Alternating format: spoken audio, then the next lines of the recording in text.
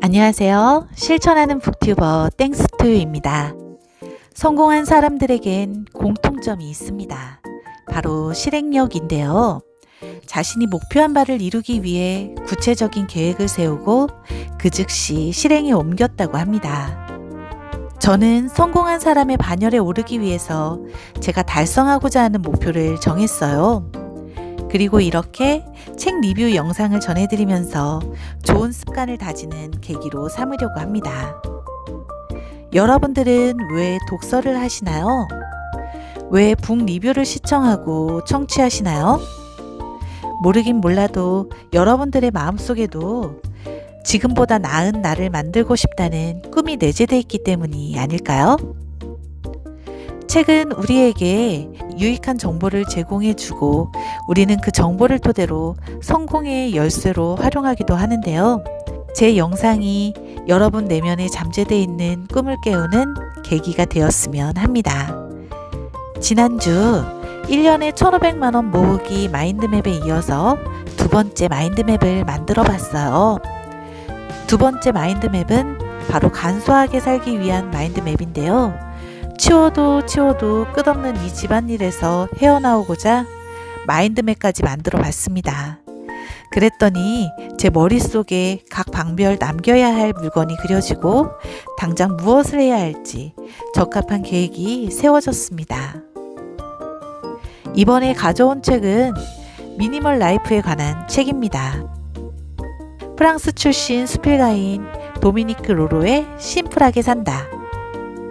이 책은 단순히 물건을 비우는 것에 그치지 않고 심플함, 소위 말하는 미니멀한 삶이 물건, 몸, 마음 등에 이르기까지 다방면에 편안함을 준다는 메시지를 담고 있습니다.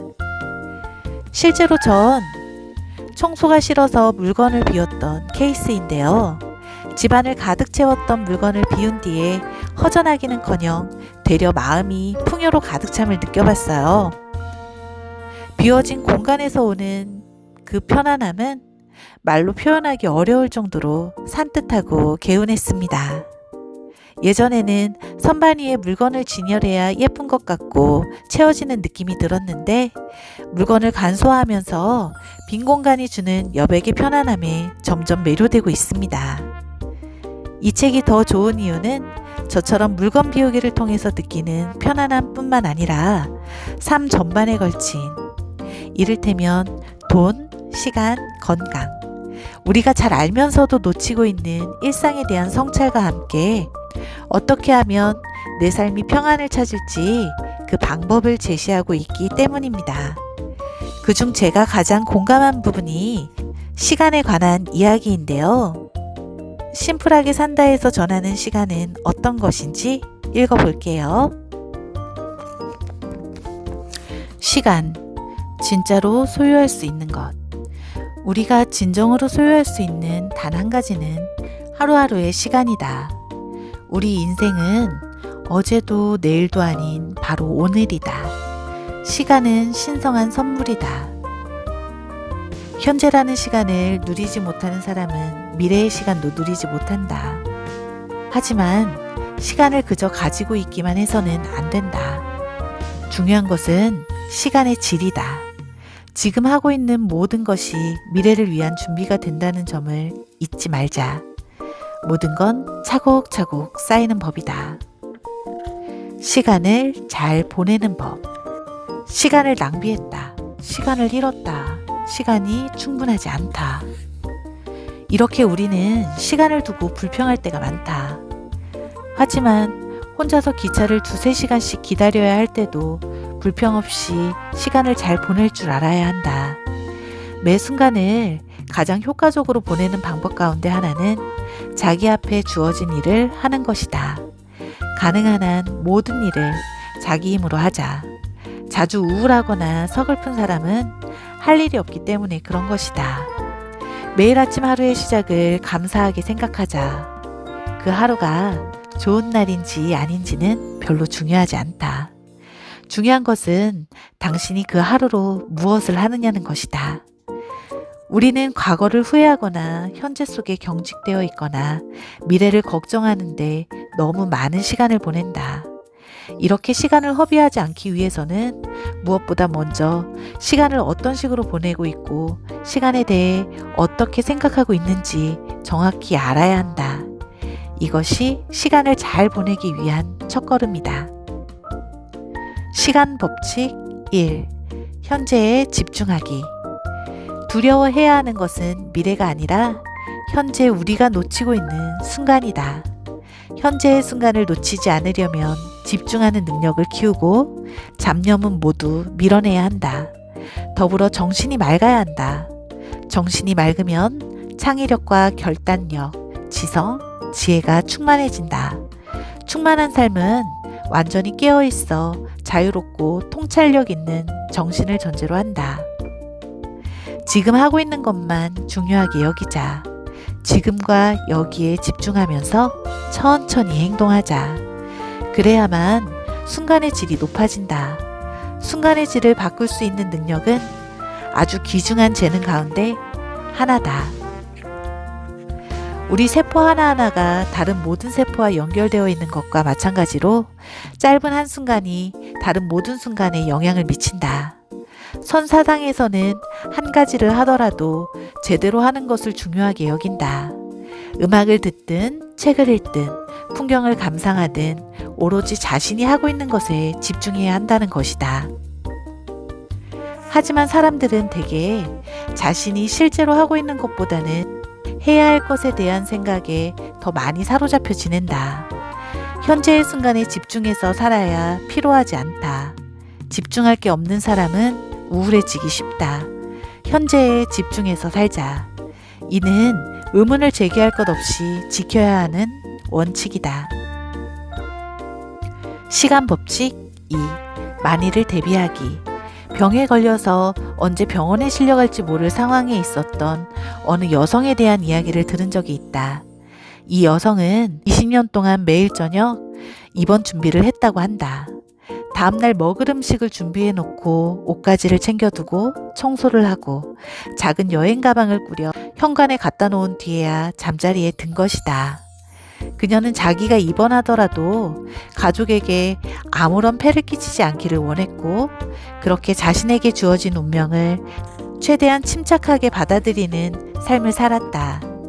친구의 갑작스러운 방문, 벼랑간 쏟아지는 소나기, 응급상황, 급한 초대 등 혹시 일어날지도 모를 일에 대비가 되어 있으면 마음이 훨씬 편안하다. 만일의 경우에 대비하는 건 현재의 순간에 집중하면서 살 수 있는 최선의 방법이기도 하다. 시간 법칙 3. 일상을 특별하게 만들기. 먹고 대화하고 집을 청소하는 것처럼 평범한 행동도 신성한 것으로 만들 수 있다. 우리가 그 행동을 신성한 의식처럼 하면 된다. 일상적인 일을 의식으로 만들자.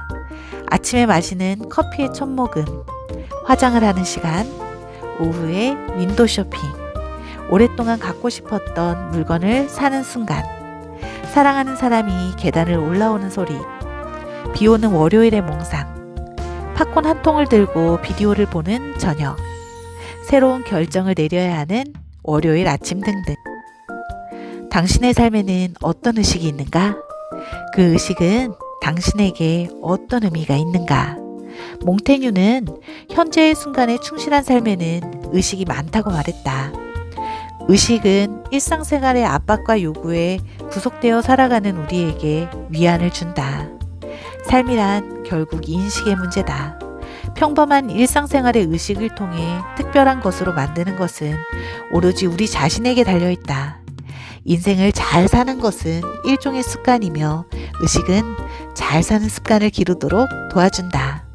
우리가 의식에 의미와 매력을 부여하면 삶의 온갖 영역은 풍요로워지고 만족과 신비, 평화, 질서가 찾아온다. 의식은 일상을 신성하게 만들고 우리 세계에 또 다른 의미를 부여한다. 그렇지만 의식을 지키지 못했다고 해서 죄책감을 느낄 필요는 없다. 어떤 의식을 무시했는데도 아쉽지 않다면 그것은 생각한 만큼 행복에 도움이 되지 않는 것이기 때문이다. 의식은 만족감을 주는 것이어야 한다. 그리고 만족감을 주는 의식이라면 가능한 한 열심히 성의 있게 지켜야 한다. 의식에 대한 몇 가지 제안. 저자는 의식에 대한 몇 가지 제안도 덧붙였는데요. 그것도 바로 읽어볼게요. 글쓰기 의식. 글을 쓰는 행위도 하나의 의식으로 만들 수 있다. 그날 있었던 일, 갑자기 떠오르는 생각, 기억하고 싶은 글귀 등을 차분히 적어보자.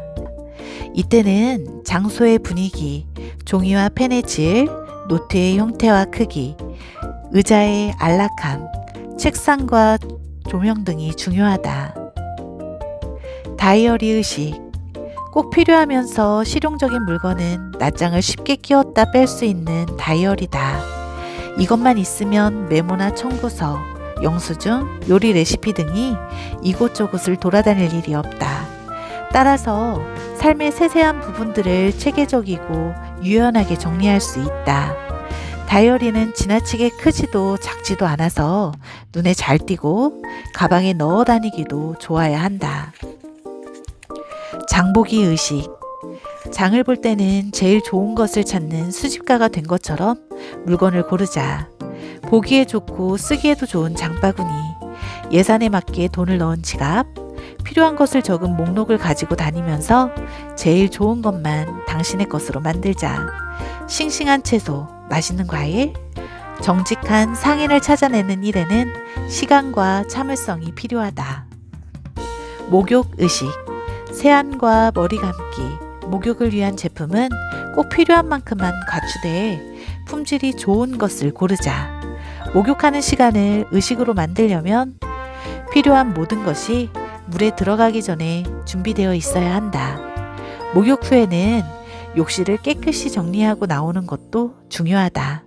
그래야만 완벽하게 개운한 기분을 맛볼 수 있다. 꽃 의식. 꽃에는 특별한 힘이 있다. 자기 자신에게 일주일에 한 번은 꽃을 선물하자.